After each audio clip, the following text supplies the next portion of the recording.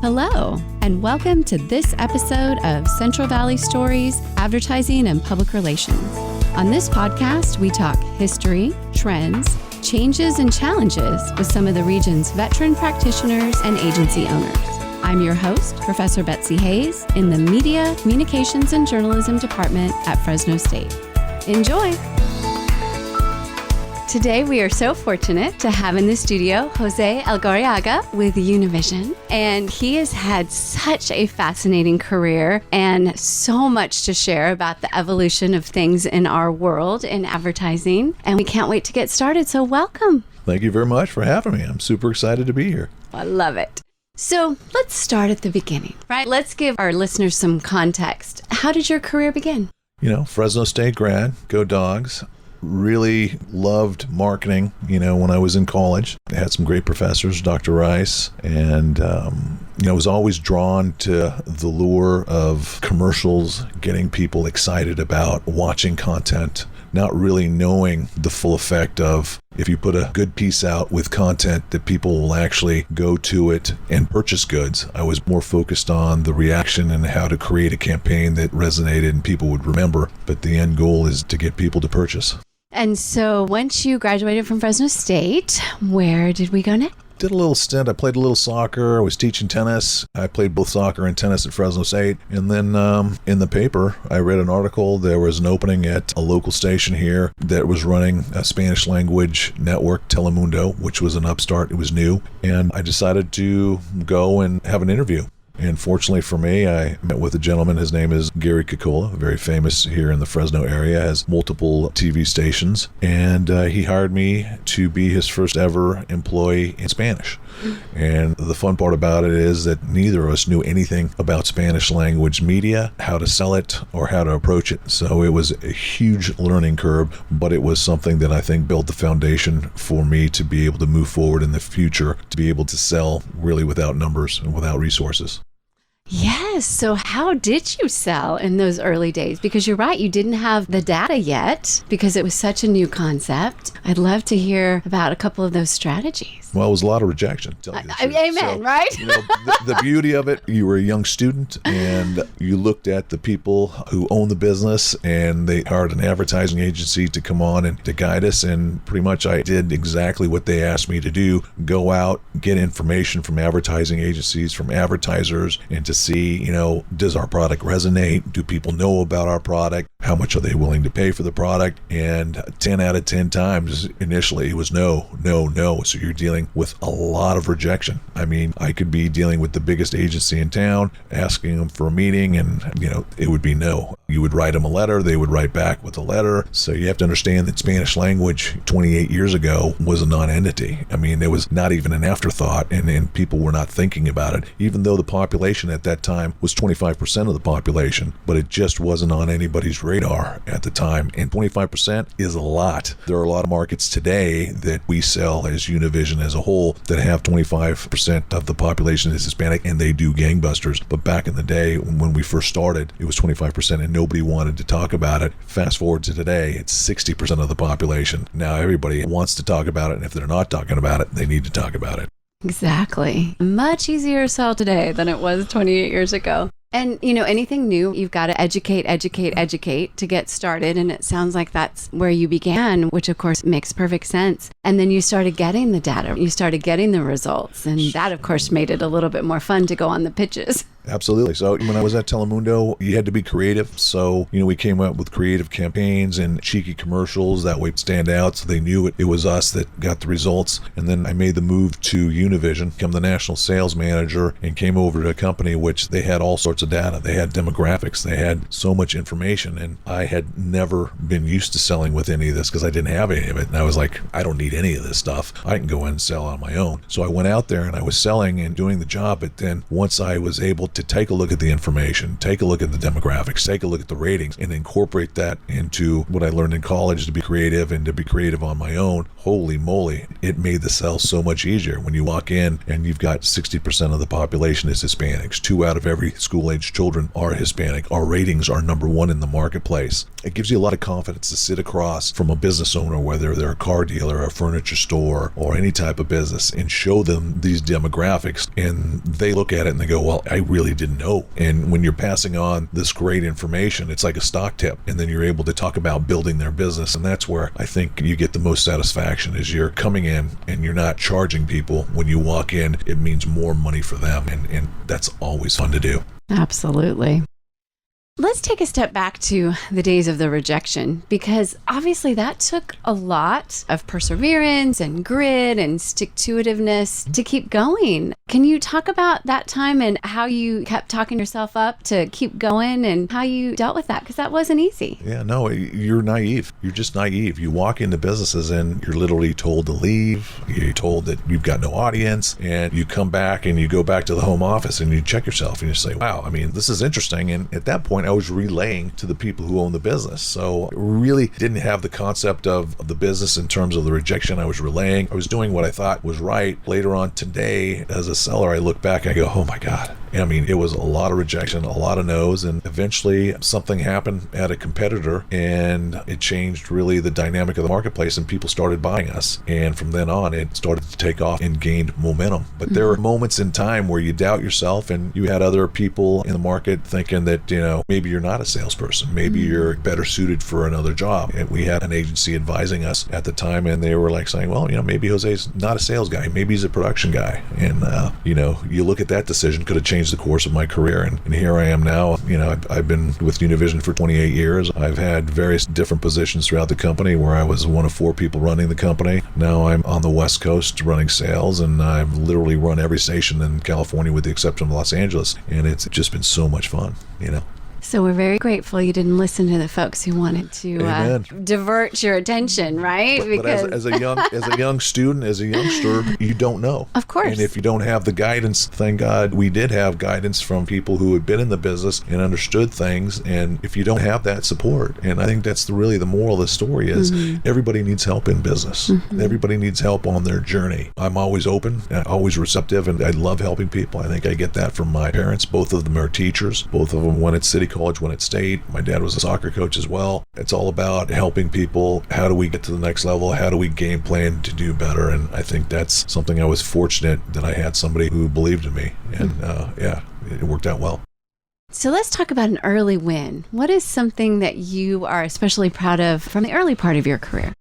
Early wins, you know, you're moving forward, you're dealing with clients. Really, it was about educating and about activating clients. In the early days, getting a client on was huge. It was just like, wow, we got a client on. Then as you evolve, you understand it's not about getting the client on, it's about getting the results for the clients. And then it's not just about getting results for the clients, it's how do you take it to the next level. I think one of the early wins that I really like is we were trying to participate in, they were called tent sales. The auto guys, all the new auto guys would get together, they would put a bunch of money, and they were advertised on all the stations in the marketplace, and our football coach Pat Hill would be out front inviting people to do a tent sale, and proceeds would go to Fresno State, and they would never buy us. They would not buy the Spanish marketplace. They just wouldn't do it. So part of the fun part of that is that we were innovative enough to say, you know what, let's not try to get on the buy it, let's do our own. So we went to car dealers and said, look, we're going to do our own Spanish language market tent sale. We're going to do it on our own location, and we'd like you guys to do it. And oh God, just everybody was, oh, it's not going to work. You can't do it. It's just not going to be big enough. You know, knowing what I know, our staff knowing, we felt fairly confident we could do it by ourselves. So we got 7 guys together, and we did it on our own. Usually the tent sales generated about 275 cars with Pat Hill in every station, the Fresno Beat participating, radio, TV. We did our own Univision standalone and did about 325. So that rocked the whole industry. And the moral of the story is, you say, Jose, wow, when's the next one? We're not going to do another one. Why wouldn't you do another one? Because our goal is not to do 10 sales. Our goal is to get all those 10 dealers to advertise on our air. And not all 10 came over right away, but eventually we became the driving force in terms of auto sales in this marketplace, because as you know, the demographics, Hispanics are in a purchase mode, and they bought a lot of vehicles, new or used, and it really set the table for us to be able to partake in the Toyota Dealer Association, the Honda Dealer Association, the Chevy Dealer Association, the dollars where we wanted to participate, and then go from getting a 5-10 share to eventually getting a 40 to 50 share of the marketplace. So it was an innovative play that turned out to do really well, and it just really was an eye-opener. And those are the things that, you know, make you happy when you look back and say, we did this and we succeeded, and it worked very well for us.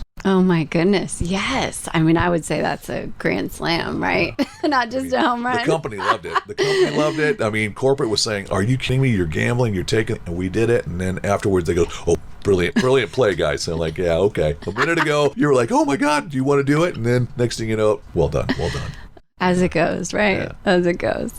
So how have things evolved in the advertising sales space since you started your career? Obviously, some things I'm sure have stayed the same, but I'm sure some things have changed significantly. If you want to talk about either of those or both. Yeah, I think in the evolution of where we've come from in terms of Spanish language, it's all about the results. And, you know, early on, the no's, it doesn't work. We're testing you. I don't think it works. We'll give you a couple of bucks. Here's $2,500. Here's $5,000. Today, there are still some naysayers that say, hey, we need to test you, but we have nothing but results. So when we take a look at the auto industry, 50% of all auto sales are to Hispanics. When you take a look at the furniture industry, and this is something that I love, and I tell a lot of the people that I work with and newbies that come in terms of sales, and I tell a lot of business owners this, that as a national sales manager, I travel throughout the country and I go to agencies in New York, Miami, Dallas, in the furniture category, which is a very, very competitive category. I mean, you've got Ashley Furniture, you have Moore Furniture, you have Bob's Furniture today, and there are various different companies throughout the years. So when I would meet with these companies, they would talk about the landscape of the land, who's doing what, and every time, whether it was a general market competitor, they were like, who is this guy? And it's Serrano's Furniture. Most people wouldn't know who Serrano's Furniture is, but Serrano's Furniture has been on Univision for 40 years. Serrano's Furniture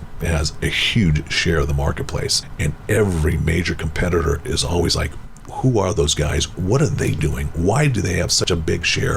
Why do they over-index when it comes to furniture in the marketplace? It's because they've been a Spanish language only marketer. And I always tell clients, if you want to make an impact, if you want to be able to be a player ASAP, Spanish is the way to go, because usually the playing field is a lot less than the general marketplace, and you're able to, you know, if you build it, they will come in Spanish. We still have that madman philosophy in the sense that, you know what, if it comes on Univision, people believe it, people think about it, they sample it. So we're about 7 years behind the general market in that sense. It still resonates when our news, when our anchors, when our commercials come on, it resonates with our community. I love it. So what has stayed pretty consistent over your career? I think the relationships here in Fresno pretty consistent. I think we've done a really good job of marketing our product and being true to our product. We have great partnerships, you know, which started many moons ago and have evolved into not only partnerships but friendships. I think what's very unique to our market here is Fresno's a very big city, but it's a small town mentality in the sense that, you know what, I'm able to approach the mayor. I'm able to chat with the congressman. I'm able to get to the CEO of Children's Hospital. I'm able to talk to Saul here at Fresno State. And those things give us a huge advantage as a community to be able to do what I think I'm very passionate about, and I think is the evolution of where we're going in terms of marketing. The Hispanics have been really underserved for many years. So what we're doing is we're building platforms, and our theme right now is to change the way Hispanics think and feel about education and health. So we're working with the educators, whether it's Carol Goldsmith or it's Michelle Kofer or it's Saul, and we're getting the word out to our community to make sure that they're informed and they're able to get scholarships. They're able to get their flu shots and everything on time. We're working with the health industry to make sure that they know the trials and tribulations of what a stroke looks like so they can identify it and get to the hospital, or the symptoms of diabetes, We're working with the DA, we're working with the sheriff and the mayor in terms of this fight against fentanyl. These are all things that were very secondarily thought of in the past. But now with, I want to say, the 28 years of experience that I have to marketing to Toyota, Chevy, and local businesses, we're taking that information and turning it around and using it for outreach, because the cities, the counties, the government, they do have revenue. And what I like to tell our partners is that you have a great widget, but nobody knows about it. Let's all get together, because we're all in separate boats going to the same place. Let's row together and really make a change in the community. And it's resonating, and it feels so good as a marketer. I think full circle, my parents were educators, and here I am. I go into sales. They're like, why did you do that? But now I'm able to combine the two things in terms of education and outreach and sales to really optimize a situation here for the Valley. It's fantastic. So listeners, I'm sure that you, like me, can feel and hear Jose's passion for what he does, and you obviously love what you do. Can you talk a little bit more about why you love it? As an athlete, you strive to compete and to win. Mm-hmm. So the mantra is we're not competing with Spanish language media, we're competing with the overall media. Mm-hmm. And in order to compete, you need to sell. And in order to sell, you need to get results. And right now, my sports high of winning a soccer game or a tennis match is now putting together various different people, getting together at the table to agree on a campaign, to put money against the campaign, to put creative against that campaign, and to put it all together and at the end have it work. It's such a good high, because as I may have alluded to it earlier, when I walk into a client's office, I don't want them to go, oh my God, he's coming to get money from me. I want them to go and say, oh, money just walked in the door. We've got a plan. We're going to increase our business. And that's the beauty. I've been doing this for 28 years, and I always tell my sales team, I can go anywhere in town. I'm not running from anybody. We're not trying to take anybody's last $2,500. We'll walk from deals if it doesn't make sense. What we want to make sure that it works for everybody. And fortunately, we're in a good position where we've had great success to do that. And that's what really makes me get up in the morning and to see what the next venture is. So you started really focusing on the creative side because, as we discussed, we didn't have the data at the beginning. And it feels like that's still just one of the areas that you just really enjoy is the creative piece. Is that an accurate statement? And talk about how you fuel that creativity.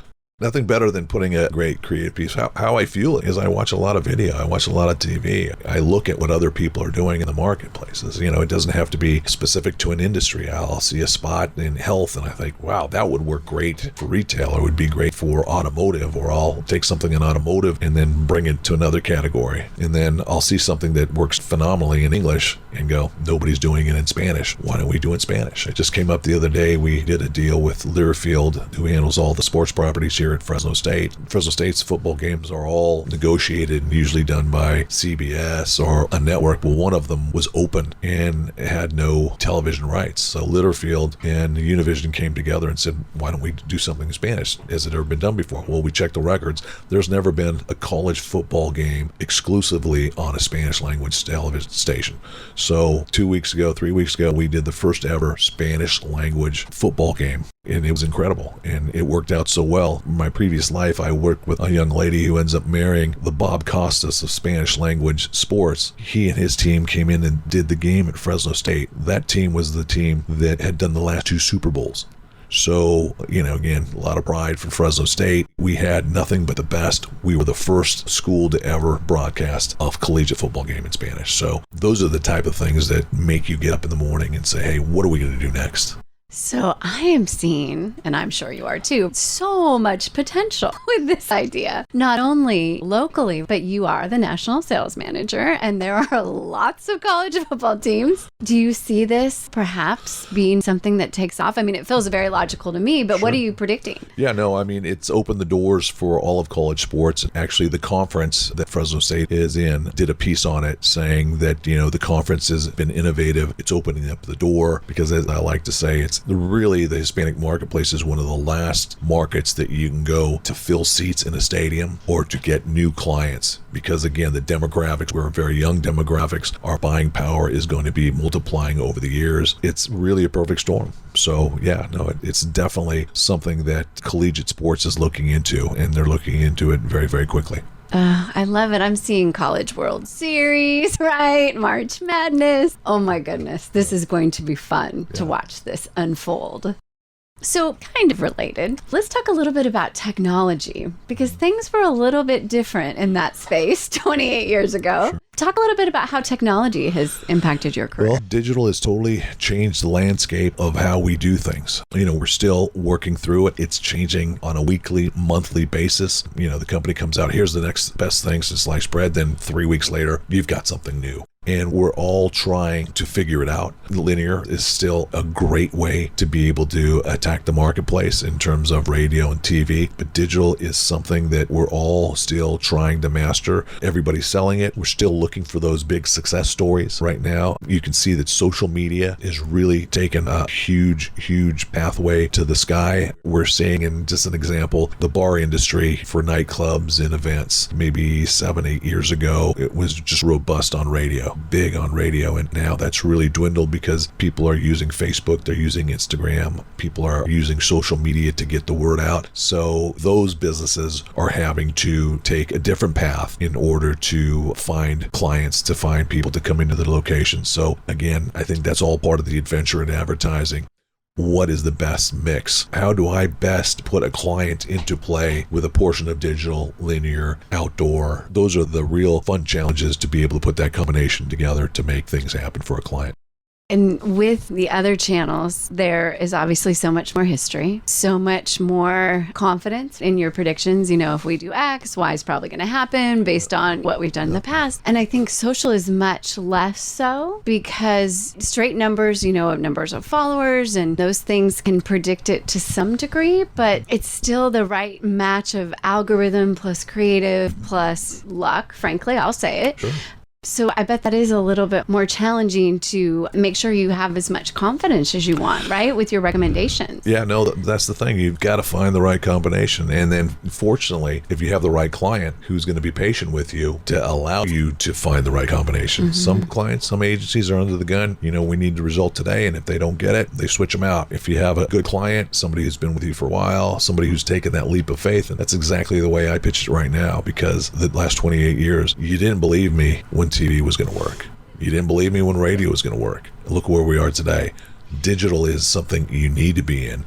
Well, let's do it, because if you don't do it today, your competitors will. And that's been our theme the whole way through. So the nice part about it is I have a track record. We have a track record of putting clients in a great place and building their business. That's why they're still with us. So this leap of faith, even though it's a big one, it's not as big as the first one when we tried to get them onto TV or to radio originally to start. Mm-hmm. Oh, I love that. I love that framing, because that makes perfect sense. It's like, okay, well, you trusted me then and it worked out, and here we go. Trust me again, because it will. And I also appreciate the fact that you mentioned the ingredient of patience, because tweak and adjust, and that's where it'll eventually work out. And sometimes you do get lightning in a bottle right away, and of course that's fantastic. But interesting you say that, because the lightning in the bottle, when you come from a Hispanic point of view, and this is something that I always use with clients and prospective clients, and I meet people who are titans in their industry, whether it's a car dealer, whether it's a retail store, whether it's a nonprofit organization. I mean, they know their business. They're good.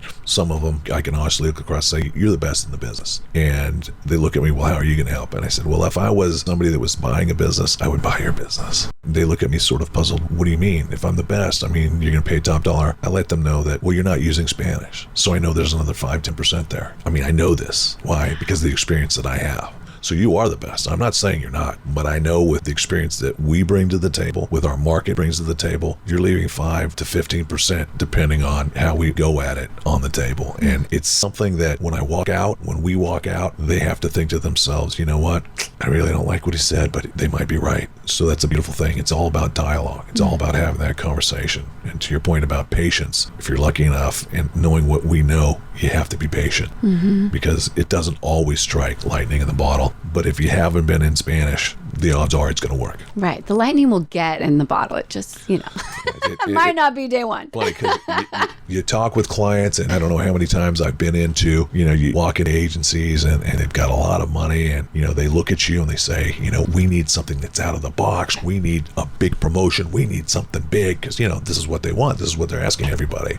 My first question to them is, have you tried Spanish? No. And I go, we don't need the big. We don't need this. You just need to get in the game. We'll get to the big, but not right off the get-go. You just need to introduce yourself to the marketplace, and you should see their face. They're like, oh, yeah, it's probably true. Yeah. So let's start there.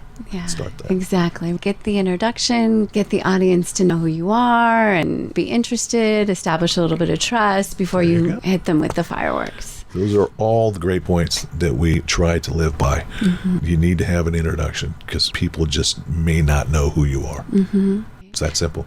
And kind of like any sort of introduction, to your point about not doing the huge campaign first, read the room, right? You don't come into a room going, look at me.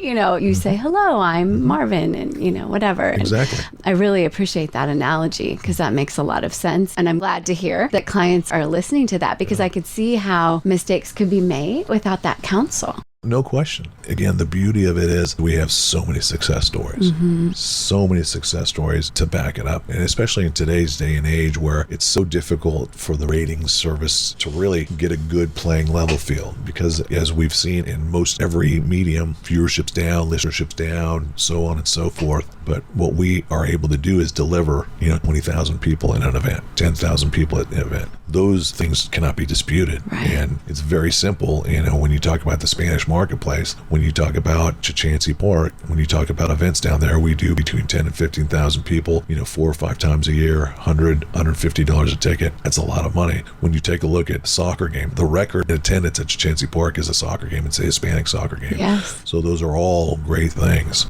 Another great story that we had is maybe it was about 20 years ago. We were trying to do an event at the zoo. They did not want to do an event. No, not going to do an event. Not going to do an event. So we finally broke them down and they gave us an event in July when it's 110 degrees. So we did a Univision Day in July, 12,000 people. It's the biggest fundraiser they've ever had. And we do that once a year with them since. And now we work with the zoo. They're a great partner. They see it. They get it. It's just a great partnership. But from 17 years ago to today, where they didn't want to give us a date, to realize that, wow, mom, dad, grandma, and grandpa, Hispanic kids going into the park, no discount becomes one of their biggest days of the year. Those are the type of things that we're able to go in and show clients results. And you sleep nights. Yes.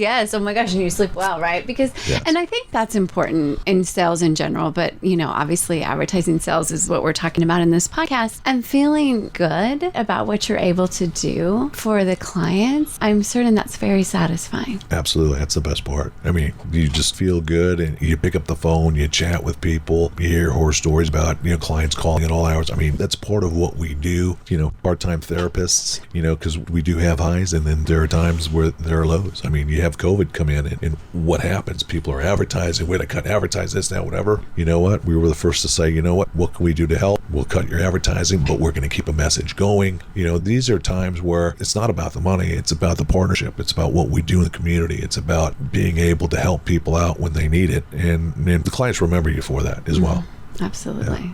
And that's really interesting. Can you talk a little bit more about COVID? Obviously, it had significant impact on all industries and media in particular. Talk a little bit about that period. It was a very challenging period. We had so many clients not know what to do. Our company, first reaction is, hey, we have contracts with people. We got to keep them on the air. And I, being one of the oldest members on the team, I was like, look, you know what? In good faith, we cannot do that. What we need to do is if the client wants to come off the air, let's get them off the air. Let's see how we can help them. We put together campaigns in terms of gift cards for people who are at home, so on and so forth. Just a lot of goodwill. And, I think when you're dealing with a corporation, it's a knee-jerk reaction. And then 24 hours later, they come to the realization, you're right. This is exactly what we would do. So I think there was a lot of panic within the whole industry on how everybody was going to react. And then in terms of, how to get the outreach. So when bad things happen, they usually turn to our network to get the word out. And everybody was getting dollars for COVID. And so if there were $10 in the room, everybody was getting some COVID money. So what we decided to do, and this is where the innovation comes up, is, we were getting money, but we went to various people in the community. We went to Tulare, we went to Fresno County, we went to them and we said, look, we need to go back to the government and say, hey, we have essential workers here. We have farm workers out in the community. We have people who are working in the field, all the time, and they're exposed. We need more money in education for them. And they went, oh my God, you're right. So the general market got their COVID money. We got COVID money that we deserved, but we got extra money because we have people that were out there working, farming to make sure everybody could eat. And we had to put together a program, which we did with the California Farm Worker Foundation and outreach. And that is such a good feeling to be able to put that together. But most importantly, to have the government acknowledge that these people needed to be attended to and assisted to, and we are going to get them their aid through an education program. And we were the ones leading the way to give them the option or let them know where they could go to get tested, to be able to get shots, so on and so forth. So it was a very challenging time, but on the creative side, it was a fun time to be able to help people get the need and the information they needed. And just another example of the relationship piece, right? And playing the long game, because the parent company was technically correct, right? You've got a contract for this amount of spots, for this amount of dollars. Technically, absolutely, yes. However, if we are going to be in a relationship when this is over, maybe we want to make some different decisions. And so I think that's really important for our listeners to realize that sometimes there is so much passion and emotion and challenge in the moment that you do need to take a step back, like you said, and give that 24 hours and think, okay, well, yes, right now is this situation, but we also need to remember that 2 years, 3 years, 5 years from now, we still want to be working with folks. Absolutely. The point was spot on. I think the company looking after the company, and in 24 hours, they were like, oh man, yeah, no, this is what we need to do is take care of our clients. And, I think a majority of people looked at the contracts and were in a panic to figure out what everybody was going to do financially. And then the humanity comes in. To your point, I said the exact same thing. I said, look, I need to work with these people after. I'm not going to tell them that you need to fill your contract in a time where their businesses aren't closed. It was a realization, and everybody, I think, was like, you know what, absolutely. This is the right thing to do. Yeah, and I love that you mentioned the word humanity, because that's absolutely correct. Yes, you're running a business, and there needs to be revenue in order to keep the lights on and pay the salaries and all of that stuff. But just as important, right, is that humanity piece and the fact that the stations are part of the community. Yeah, we serve the community. Our license is based on serving our community. And that's why I think right now in the evolution of where we are today and I am today is a lot of the stuff that we're doing in education and health is giving back to the community. There's a lot of outreach. We sell to the car dealers, the furniture stores, and everybody, and, we help them as much as we can. But on the topic of education and health, I think we err a little bit more, which is a good thing. Absolutely. So important. So for folks who are contemplating getting into this world and starting a career in advertising sales, what advice would you give them? Don't do it. I'm just kidding. He's kidding. He's kidding, Totally listeners. kidding. Such an exciting field. I think the beauty of this field is the sky's the limit. I don't think there is a playbook. I think you can look back and see and listen to people like myself and people who have been in the industry. But I think coming into the new age of technology, social media, and what I like to say is that there just is no playbook. I think you can go at it and you can find the right combination by chatting with people with experience and bringing your own mark to it, because I think in today's day and age, we're doing so many different things and there are so many different ways to consume media that, you have to find the right combination. And if you do, and you get a few clients to come along with the ride to show the examples, there is no finish line. I love that. And we've been talking about the right combination a couple times during our visit, and it really made me think of the visual of a puzzle, because it really is that, right? Let's get the pieces together to maximize the benefit to the client. And there's probably a lot of fun and excitement in putting that puzzle together. Yeah, it's fun working with clients, different personalities. It's fun working with the production team. There's so many, if you really get into it and you take it seriously and it's something that's going to be, your business. Yeah, the initial meeting with your client, the client needs analysis, wanting to know what the client likes, what they don't like, what their business is about. Really, when you walk in, you need to know about the business. You need to know about how it works. Maybe not necessarily about their business, but about the industry itself. Right now, the biggest category on the West Coast is the legal category, and it's a category which I have a lot of experience in terms of building plans, and something similar in the insurance category. You're building plans, you're appealing to the masses, and your need is to get to people to ring and to make appointments, and to be able to walk in to various titans in LA who spend millions and millions of dollars, You have to have a conversation that you know about the industry. And not only do you know about the industry, bringing the Spanish language component into it, you know more about it than anybody on their staff, which is something that I'd like to mention in the podcast. Being in Spanish language early on, as I said, was a challenge. But in today's day and age and where we sit, we have advertising agencies that handle general market accounts. And when they send out the RFPs and when they send out what they're going to do with the general market station, they know exactly what they're doing. But when they enter into the Spanish, sometimes they're like, hey, Jose, what do you think about this? Can you help us with what we think here locally? What do you think is a good idea? They don't have those conversations with the people at